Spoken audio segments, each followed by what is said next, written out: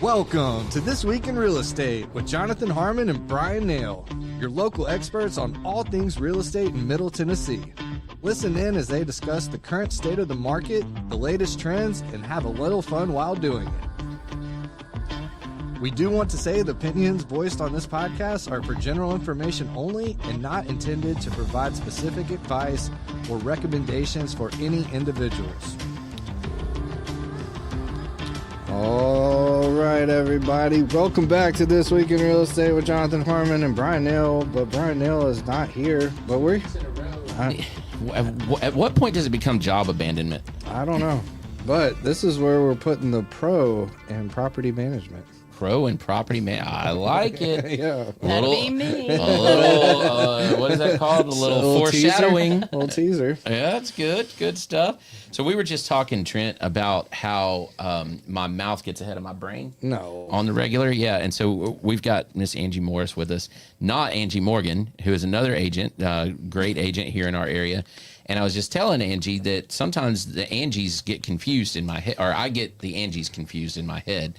And so Angie Morgan might call me and I'll be like, oh, and I talk to her like I'm talking to you because I don't talk to you like I talk to everybody else. And then I'm just like, oh, wait, this is Angie Morgan. Okay, hey, never mind. You got to be professional with a little her, more whereas- professional. A little. got it. Not a lot more professional, but a little more professional Got with her. it. But yeah, shout out to Angie Morgan. Morgan. Love her. Love her. She does good work. But today we have Angie Morris. Correct. Good job, Jonathan. I'm Good job. I'm working on it. Southern Tradition Realty, and you guys, you've been in a couple of different firms. I've known you now for Ever 10, 12 years probably. something. I stopped counting. Yeah, somewhere around it. Yeah, it gets old after a while. And we've served on boards together on the MTAR, Middle Tennessee Association of Realtors boards, specifically the Education Committee. And some of that stuff, and we've taught classes together and taught the same people. And you've had the pleasure of following after me after I've ruined folks for 3 hours. That's true. Yeah. You and your contract. It was I know. amazing. I know, and We missed you there, Jonathan. You should yeah, you know, I love teaching, I really do. But I would tell my wife I'd come home after teaching a class, and I'd just be zapped. and I'm like, babe, I'm out of words. I can't talk anymore today. You're out of words. That's interesting. Never thought that was possible. It was weird. It was weird. Cammie's joining us. Cammie seems to like Angie. So Everybody does, Jonathan. yeah. Well, hey, Cammie, you're not special if Cammie loves you. I'm just telling you. Cammie's a very loving dog. But now that is different right there. So the cuddling up is a little bit different. But anyway, so Southern Tradition, you guys do normal real estate stuff, but you also have a pretty substantial property management. That is my specialty, Yeah. Jonathan. So when I started in property management, I knew that's kind of where my heart was. So when I opened my firm, I opened it specifically to do property management. So it's my thing. So a lot of folks that are watching this may not realize is that if you get a real estate license in the state of Tennessee, you are licensed to do property management. You're licensed to do timeshares. You're licensed to, just buy and sell or help people buy and sell residential real estate and commercial real estate and do commercial leases. So that one license applies to all of these different areas. However, Isn't that scary? They are not the same. They are not At the same. all. Yeah. So I own a couple of rental properties myself, and there's no way that I'm going to get into property management for other people. Like it's just I'm not interested in that. I'm going to refer that business to somebody that knows what they're doing and does it and enjoys it. So when you said that's where your heart is, I need you to tell me about that because I think you're a special kind of crazy for that one. I like to refer to myself as psychotic in the nicest way possible. Yeah. People say I shouldn't say that, but it's very true. Well, yeah, we're very transparent on this show. Yeah. I'm the perfect person for your show then. So I got started in property management kind of through a fluke. I got pushed into it, as I would say. And when I started doing it, I noticed that property management, like residential, is a special breed. Commercial is a special breed. But with property management, you really got to know what you're doing. And there's these things called landlord-tenant laws. There's these fair housing situations, service animals, ESAs, that kind of thing. So I think, and I also have a pre-license school as well. So I have a lot of people coming to me specifically because they're investors and they want to get into property management and that kind of thing. I think property management, again, is if something you don't specialize in that area of real estate, it's just something that you shouldn't be doing. Real estate, as you know, there's no black and white. There's a lot of gray that kind of floats around in there, and property management as well. But property management to me is more black and white. This is the lease. This is what we're doing. So everybody's on the same page with all the fun stuff that comes with being on the same page with people. Well, and I'll tell you, so the state of Tennessee would agree with you. So if you start going through the TCA, Tennessee Code Annotated, there's significantly more laws and rules when it comes to property management than there is in residential real estate sales. And then there's significantly more rules and regulations and laws on residential real estate sales than there is on commercial real estate sales. So, and you know, at first blush, you might say, oh, well, there's less laws, more laws, whatever. You know, I'll take less laws. Well, the reality is having more laws to follow means that you've got to be more careful, but you're also more locked in and more protected. Like there's a very distinct set of rules that you have to follow. And as long as you know all those rules and follow all those rules consistently, right? Consistent. That's where you start getting into fair housing potentially, is when you're not consistent. As long as you can do that, then you can do I can't do that. Like I would struggle knowing every single minutia of those laws and exactly what to say and when to say it in the 2 weeks and the 3 weeks and the whatever, you know, all of those things. I wouldn't be able to do it consistently. And honestly, sometimes I'm just too swayed by a sob story. That is the biggest issue with, let's call them investors. A lot of them are just owners that have tripped over themselves into it because, as you know, the market is a little shaky. That's going to be our main topic today, by the way. But yes. The market's very weird, which is causing, I've had an agent literally within the last 2 days send me 2 owners that want to get into property management. They want to become investors. And talking to them, it's just not a good fit for their properties based upon, we all know that rates are not great. We all know that insurance has gone up, HOA fees have gone up, and rents have not kept up with that. And that's another issue, is if we can't rent it for the amount that you need to pay your mortgage, and you're paying for someone else to live in your house. Correct. It doesn't make sense. So I will be very transparent in speaking with people who want to rent their houses, that kind of thing, just to make sure that everybody's on the same page. And I think that's why I'm so great at it. Rules and laws change all the time. I teach a property management class that I wrote just because I have a lot of people that come to me with crazy scenarios. So for example, as a realtor, your broker has to allow you to manage properties. The law also states that those security deposits should be held in account by your broker, that your broker has access to, because your broker supervises you. But that's only if you do it for someone else. Correct. If you do it for yourself, then it's a different set of rules. Jonathan, what happens with most agents? You buy an investment property that you're going to manage yourself, which is absolutely fine, and then your friend Bob learns that you're doing that. Oh, you Jonathan, do? Why can't you do that for me? Would you mind too? doing that for me? My answer is real simple. No. No. No. And I pick up a lot of properties from other management companies who are maybe not doing the right thing, spending owners' money without being clear about that. And I'm very adamant about, I don't spend my own money well. I'm not going to spend your money well. So lots of things going on. Yeah, because one of the major components about managing property for someone else is the accounting aspect of it, right? So you've got their money coming in, their money going out, whether it's for a repair or maintenance or whatever, and then the rest of their money going out back to them minus your fee. Well, are you being a good steward of their money, and are you following the rules that you set up for yourself? Because correct me if I'm wrong, but you probably have something within your management contract that says, if it's something under a certain dollar amount, then I can get that done. But if it's a major repair and you guys set what that parameter is, then you contact them and get it done. Well, in the meantime, you've got a tenant sitting there in 95-degree heat with no air conditioning. And so you're waiting on someone to approve $1,000 repair on that AC. And so you're really balancing, and you can't sit there and run down the landlord to the tenant. Oh, yeah, they won't answer me, blah, blah, blah, blah, blah. You can't do that. That's not professional. So you're in this weird middle spot. Correct. You're absolutely correct. And the 2 a.m. phone calls that we get that the air is not working correctly or the heat is not working. The toilet's overflowing or... We get those a lot. And a lot of management companies have turned to, we're going to answer you at 8 a.m., that kind of thing. So I'm very specific and selective, I should say. Selective with the owners and the properties that I take on. My owners trust me. They don't question me, that kind of thing. And I tailor my management agreement based upon the property, the owner, and the house itself, as opposed to this is my rules and this is what I'm doing, all within fair housing, all within the same thing. But you're absolutely correct. Our management agreement says emergency repairs.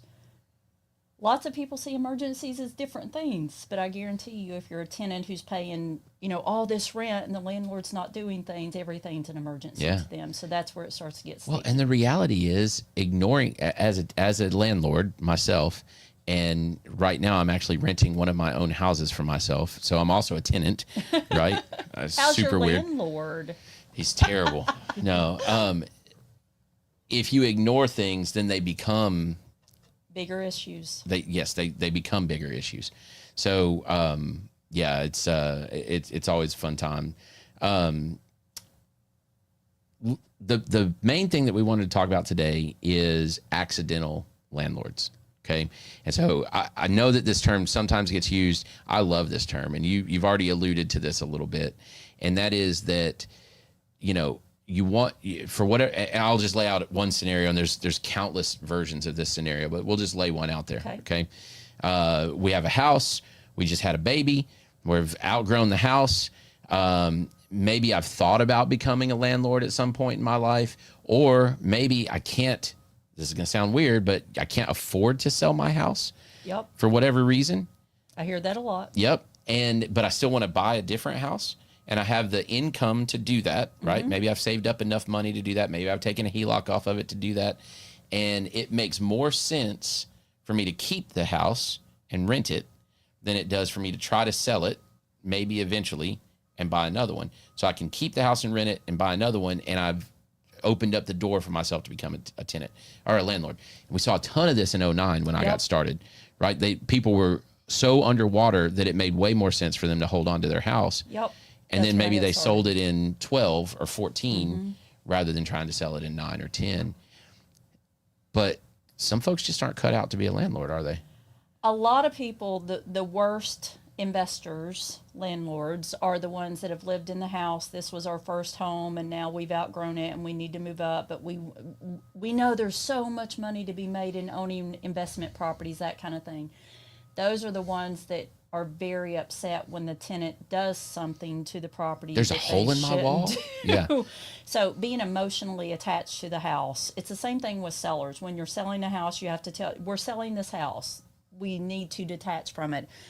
Those are the owners that are the hardest to deal with when they have that special attachment to the house because they expect it to be done a certain way, or they want to come in and, as a landlord, in my opinion, you don't want to come in and put brand new carpeting and paint the daggone house all over to get it ready for a new tenant. You want to save some of that money in reserves because we are going to have average days on market for rental properties right now on the very average is about 51 days.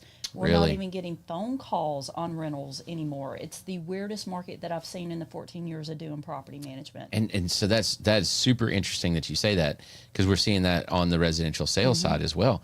It's like everybody's just kind of pausing right now. I call it the roommating it up period in property management. Okay. We have more properties on the market for rent because a lot of people's income, whether it's they're losing jobs, they're scared, whatever, they're either moving back home with mom and dad, living in the basement or the bonus room, or they're shacking up with a couple roommates because 3 times the rent is kind of hard to come by these days, and those are most of the qualifications. So that's my reasoning for why we have so many rentals on the market right now. Interesting. So let's hold on to that conversation, because I have several questions about that. almost some procedural questions. But let's go back to that accidental tenant or accidental landlord, right? I keep saying the wrong word. Accidental landlord. Is there a scenario where it does make sense for someone to do that? And how, if I'm in that scenario, in that situation, I'm trying to decide which way should I go? Which way should I do this? Is there a check, right? Is there a way for me to go through and say, okay, almost like a flow chart, right? If you feel this way, proceed to here. And if you feel this way, oh, look at that. You're cut out to be a landlord. Had this conversation the other evening, actually, the realtor who referred her people to me, so they want to buy a house because we've owned this townhouse for 6 years. We're ready to move on. We need more space, that kind of thing. Sure. The conversation that I had with them was, how long can you afford for this house to sit empty? Ooh, if you can afford, again, average days on market for rentals are about 51 days. I have townhomes in the Blackman area, which we all know is the hit, especially this time of year with school starting back, that kind of thing. Not even getting phone calls on it. So how long can you afford for this house to sit empty? And they're like, and they asked the right questions. What is the time frame that I should be looking for? And I said, it could rent as soon as we put it on the market. It could rent in 30 days. It could rent in 60 days. But it could sit for 3 or 4 months too. And some are. Some really are. So I said, average days on market are about 51 days. Can you afford to have this property sitting empty? And they said, well, we have savings. And I said, that is absolutely perfect. Have you played those savings into this new property that you're going to purchase? And is that what you're wanting to spend your savings on? Correct. And then how much rent? How much can we rent it for? You need to take into account, what is our mortgage payment? What is our HOA fee? And I'm sure you're aware of this, but a lot of HOA management companies, and that's a whole other show that we could get into, management companies are now charging owners for the privilege of renting their properties out. Well, and it's even becoming a little bit in vogue for people, for HOAs that are managed within the HOA, right? They're self-managed. There's a lot of bylaws being amended right now to totally ban those, or to say you have to live in that place for 13 months before you can turn it into a rental. Gertner, I'm going to say Gertner just because I sat on our HOA board. I'm the HOA president. Don't know what I was thinking that day. Yeah, that's even crazier. They want to, Indian Hills, for example, they charge those owners $1,000 per year per property for the privilege of renting them out. No way. Our neighborhood, which is kind of a mid-range neighborhood, $200 a year per property to rent them out. And the whole goal with this is, and this is something I'm really adamant about, I truly believe that we need to make housing affordable for everybody. So these investors that are coming in, the big name investors that are coming in and buying everything up that everybody has a problem with, they're investors just like we are in the grand scheme of things. Yourself, myself, and just on a different scale. So I think you got to be careful with the way that you're lumping investors, and I feel like a lot of HOA companies are going after those, those big time investors to try to push them out, which I don't like them either. By charging that $200 a year. But that's not going to sway it. They're just going to pass it on. It's not. And so who that ultimately hurts is me. Yep. Right. And so if it costs me an extra $1,000, let's say, to rent my house out a year, I'm just going to divide that by 12 and tack it onto the rent. Speaking of adding on to the rent, this is a conversation I have with my owners all the time. If we have a good tenant in the property that's paying their rent and doing everything right, we want to treat them nicely. Sure. What service are we doing to these tenants living in these properties by not raising the rent? Even by just a little bit. Tenants do not want their rent raised, Jonathan. I'm going to tell you that right now. But what happens if that owner, who may have been an accidental landlord, what happens if that owner needs to sell that house? And we've had a tenant in a property, have one right now in Barfield. And it's 5 years behind on the rent rate, so now they can't sell the house. And they're going to. And what we're saying there is that in that scenario, a lot of times the asking price of that house is determined or at least influenced by what has the rent rolls been. Correct. So on a landlord side, not a good idea. But let's think about this on a tenant side. Tenants in a property paying $1,600 a month rent on a 2,500 square foot house. What's a 2,500 square foot house renting for now that it wasn't renting for when they rented You're it 5 years ago? $2,100. So we are hurting the landlords. We are hurting the tenants. We are hurting everybody. So I encourage, and my tenants understand. So you got to look at both sides of the scenario. I'm not pro landlord. I'm not pro tenant. I'm pro in between. Let's take care of the property and generate income. Yeah. And protect everybody. Well, not only that, but in that 5 year span of time that you haven't raised the rent, everything else has gone up. Yep. So at some point, you get the wrong direction. Your insurance has gone up. Everything's gone up. So the value of your home's gone up, which means that your taxes have gone up. Everything's gone up at least a little bit. And over time, all of a sudden, where you're cash flowing $200-$300, which, by the way, the margin is not nearly as sexy as you think it is on a rental property at all. So you're cash flowing $200 or $300, maybe $400, right? And that's at the beginning. 5 years later, that number looks more like $75 a month. You're not putting away any money to take care of the roof that's inevitably, you've got a $2,000 deductible on the roof. One hailstorm comes through and you don't have the money to do it. And that's what the prices of rent as well. And that's what I tell owners. We are not getting the prices that we should be getting because things are setting longer, and you can't afford for that house to sit empty 2-3 months. But can we afford to lower the rent to a price that's going to cover your mortgage and your insurance and your HOA and, I don't know, put away some money for repairs? Those are all things that you need to think about. You may have a property that needs no repairs because we have a great tenant. It's a good property, but then you get hit with that. I have lots of owners who replace HVAC systems, and those things are not cheap. And so they keep going up. Yeah, $10,000, $12,000, $20,000 to replace an HVAC that we have to replace legally, because you can't have a tenant in a property with no heat, no air. There are laws regarding that as well. You actually can without air if that's how it was when they started. Correct. So that's why I take appliances out. If I acquire a property to become a rental property, I take the appliances out. How about those ice makers and those refrigerators? Nope. That is the biggest issue that we're seeing now. Tenants getting upset because they don't have ice. And I'm like, I understand that. Now in my lease agreement, if I have a fridge in there that has an ice maker, we write in the lease agreement, as long as the fridge is working, the ice maker is a convenience. Or you just don't supply a fridge. Correct. Which gets into the other issue is typically tenants don't have fridges. There's no good answer That's for right. anything. You got to think through it. That's exactly right.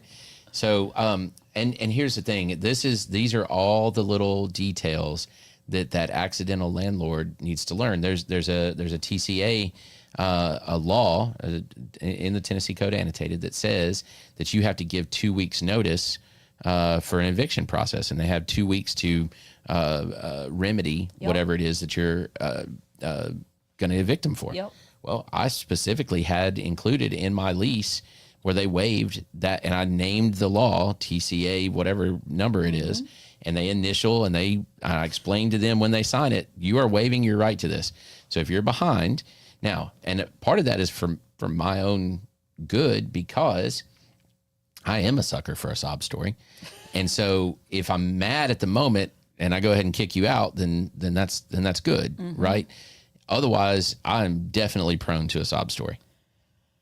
And that's an issue. And let's talk fair housing for just a second. I don't know who you are, where you're from, what you believe in. And if I favor Jonathan over somebody else, which again, I don't know who you are, where you're from, what you believe in, that could get into some fair housing issues. And then you have to prove the negative, which is impossible. Correct. Prove that I didn't discriminate. I say it all the time. Dr. Google and Mr. TikTok are teaching the public a whole lot of things that are not necessarily true, and those are the biggest issues that I'm seeing that I have to try to combat with owners and with tenants. And it's interesting. It's an interesting world, Jonathan. Well, and I mean, man, there's such a rabbit hole here. I mean, you go into that whole sovereign citizen thing, like all of that stuff, and it's all related to each other, because at the end of the day, even the whole moratorium on evictions thing through COVID and all of that stuff, right?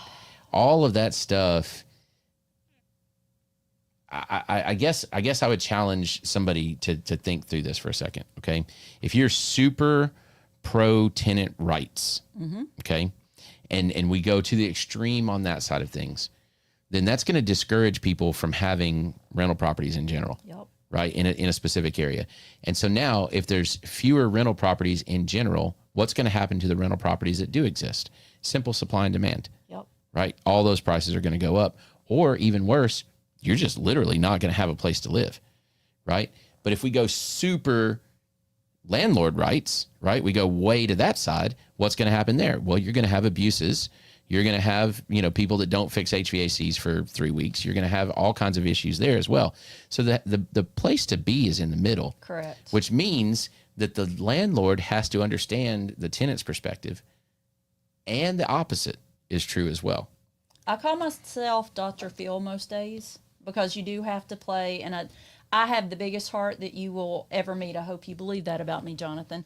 But when it comes to a tenant situation, this is the way it is. This is what we agreed to, and suck it up, Buttercup, because that's how we're going to operate in this world. You cannot buy into those.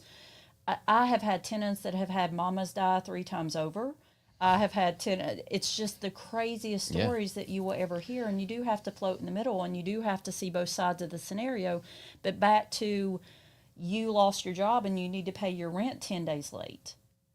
That gets into fair housing as well. Why am I allowing Jonathan to be 10 days late and allowing him to stay there if I'm not allowing this one to stay there?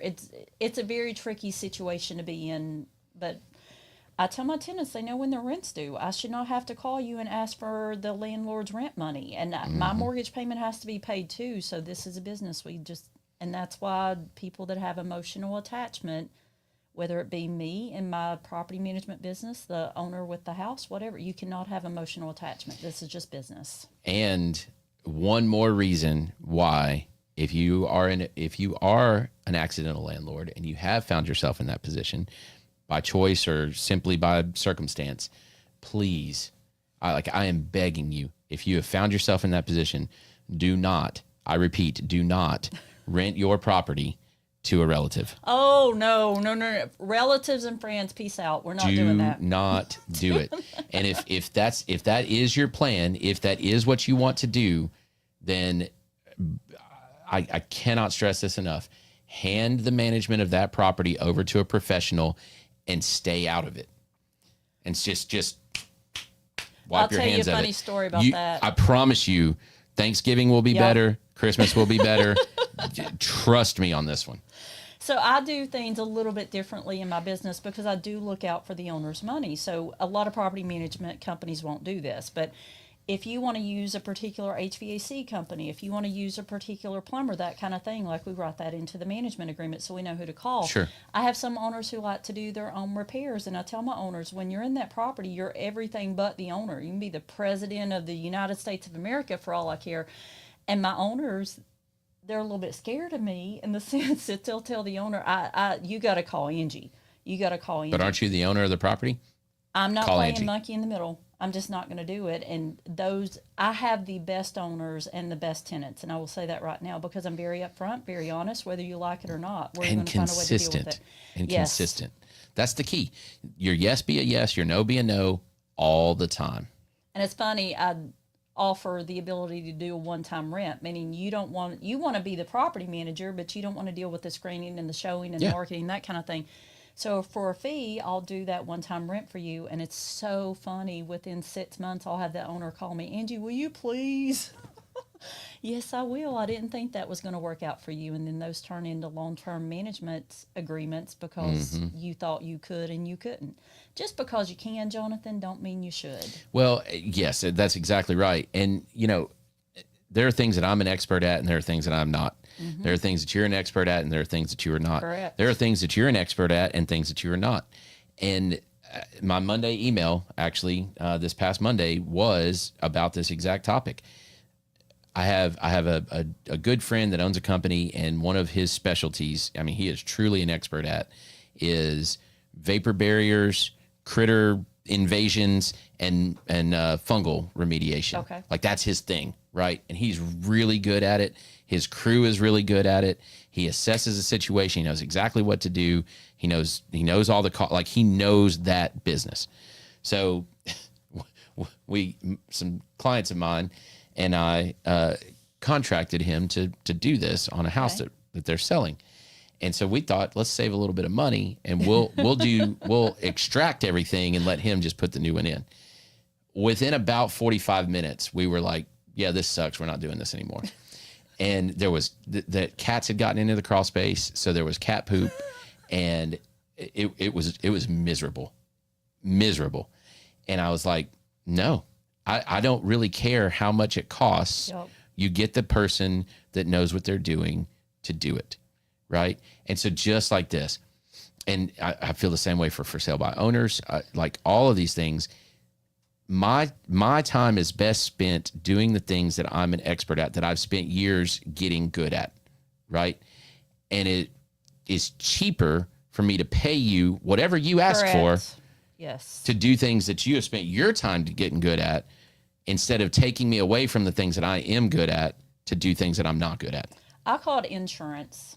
You know, when you become a landlord, that is one of the biggest investments that you're going to have in that piece of property. Like we typically, I mean, now with the price of cars, but typically there's nothing else that you're going to purchase that is that amount of money.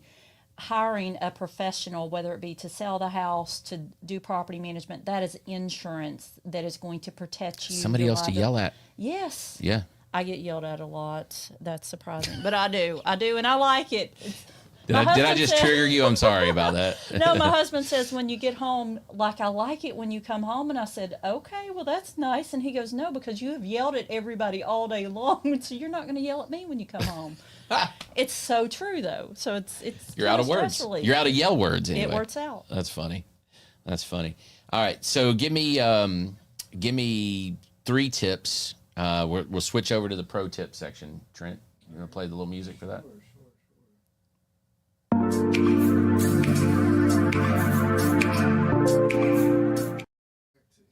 Give me 3 tips, three questions that before somebody calls you, okay, they can ask themselves. They can write these questions down, right? If they're thinking about this, okay, answer themselves honestly on these 3 questions.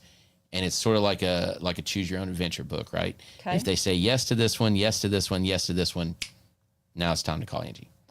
So first question would be, how emotionally attached am I to this property? That's a good one. How emotionally attached am I to this property? And if you're too emotionally attached, you should probably sell it. Correct. Call Jonathan in that case, Jonathan Harmon. Next, I would say, what issues have you seen with the property? Meaning to start to prepare them for repair issues that may arise or maintenance issues. We have this one recurring plumbing leak. We have this roof leak. We have this HVAC. I have it repaired every year. Those types of things. Good. And would you say just have a list of those and provide them to you so you can kind of prepare for that? A list in their head even works, but I feel like a lot of people maybe do their own handyman stuff and that kind of thing. So that this is a perfect house, nothing's going to go wrong with it. But if they can think through the issues that they have seen, maybe with that stupid ice maker on the refrigerator, so we know to address that. Washers and dryers. Never. They're buying. No, that is. They are not supplied in my rental houses. The nurse. So that's the biggest thing, is if they can be prepared mentally in their head for issues that they've seen that are going to come up, because tenants expect, and they should expect, a nice cutesy house to live in. And it works. Yeah. But they're not going to be happy if the toilet, you have to hold the handle up 10 seconds to get it to flush correctly, that kind of thing. So it helps prepare them for that too. Then I think the last and final question would be, how financially secure are you? Are you going to cry yourself to sleep at night if your house has been on the market for 30 days with no phone calls and no showings? Or if somebody misses their rent one month? That is the biggest issue. It is so hard to have a tenant in a property that the owner is paying for. And the majority of rentals, whether people believe it or not, the majority of rentals have mortgage payments on them. They are not outright owned. So, funny story about that. I got into property management because the owner of the brokerage that I worked for, he owned a lot of rental properties. You know him well. And he would come to me before the 5th of the month. That's, when rent's going to be late. After the 5th, he'd come to me and say, hey, Angie, I need my rent check. And I'm like, they have not paid their rent yet. How? Well, they're going to pay.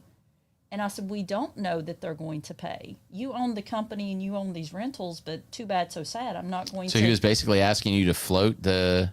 Yeah. No. Yeah. And he said, they're going to pay. And I said, we don't know that for sure. When the money's in the bank, we will write your check. And he's my boss, the owner of the properties, the owner of the company. And I said, we don't know that they're going to pay. And he goes, well, I can't pay my mortgage payments if they don't pay the rent. Too bad, so sad. And this is a very, very smart guy. And that's called reality. Yeah. So again, it's one of those things. We have a lot of people that know real estate is the best investment that you can make, and it is, as long as you are prepared to be able to sustain that investment. And yes, and I've heard people say that. And my thing is, real estate is the best investment for you to make. Maybe. Correct. Yeah. I know we went out of order, Trent. Always a pleasure to have a guest do This Is Real. So are we ready for that? Are you ready for this? Okay. So let's look up here on the screen. Okay. And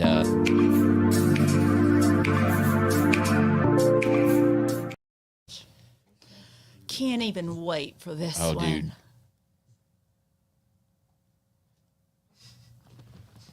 What is that laminate flooring on the side? What is that? I don't know. Is it just? Is it art? Is it a sample? Is it?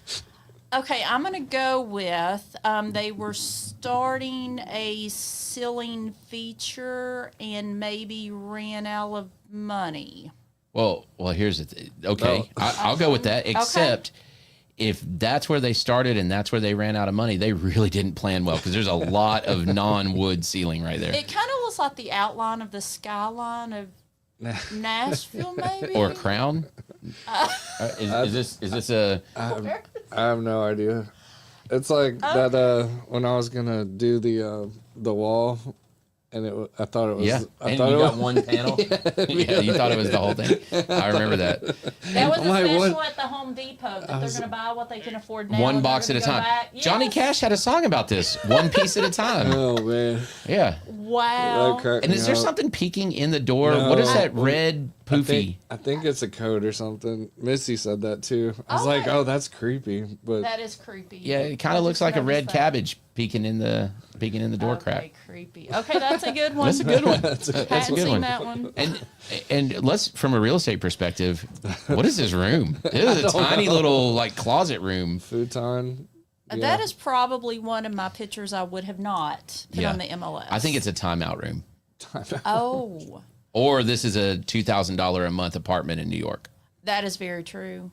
I love watching those YouTubes of China and New York and the smallest apartment, Oh, yeah. 128 square foot. And I'm like, oh my gosh, Yeah. I would die. We definitely I have couldn't some do of it. those. Yeah, Okay, that's that's a interesting. good one, Trent. Good job. It cracked me up. I was like, that's I like like that. That's my great. that's like my wood wall. that my wood panel. I remember My that. soundproof. That was hilarious. I was like, what are you gonna do with this one panel? Wow. It was Still in my living room. It was 3 feet wide. I'm like, I'm we're gonna do the dumbfounded wall. by I'm that like, one. Wow. really? Yeah. It's like, what a Interesting. deal. It's only Is that your listing, Jonathan? Is No. this like, are you punking me or something? This one's in Smyrna. No, I'm just kidding. Good stuff. all right. What else we got? So we got our pro tips out of the way. Sometimes we do this. Well, hi, Cammie. Hey, it's good to see you too. Yeah. I like your tie. Thank you. Sometimes we do this thing. We call it a shiny penny, and I would love to hear a shiny penny from you. So this is a unexpected over the last week or so, an unexpected little bright spot that happened to you professionally. Oh, professionally. I mean, it doesn't have to be professionally, but you know. I have a lot. Actually, there's so many within the last week. I call them proud mama moments, but I like the bright shiny penny. So I have a pre-licensed school, so I teach you the classes or teach the classes that teach you nothing about real estate, by the way, Jonathan. Just to nothing pass the about test. real estate. Yeah, uh-huh. Teach you how to pass the test, but I'll Right. take your money any day. Right.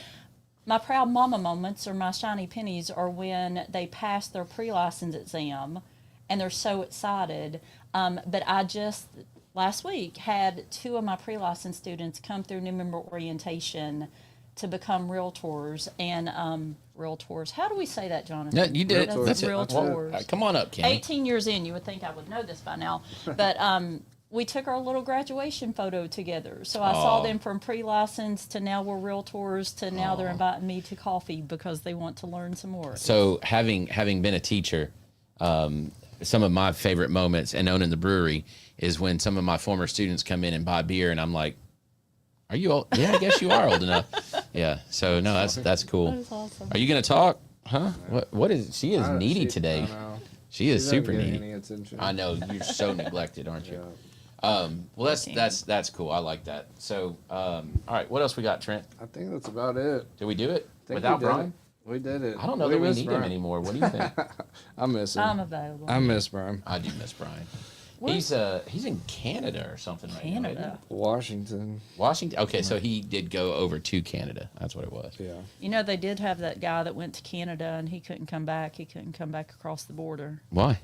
It was like what was it, a residency thing or something? Like he was born in Canada or something? And then Brian was born in Knoxville, so I mean, or South was Carolina, he really actually. though? South Carolina, whole other country. Oh, Yeah. I ain't worried about that. Any All right. announcements?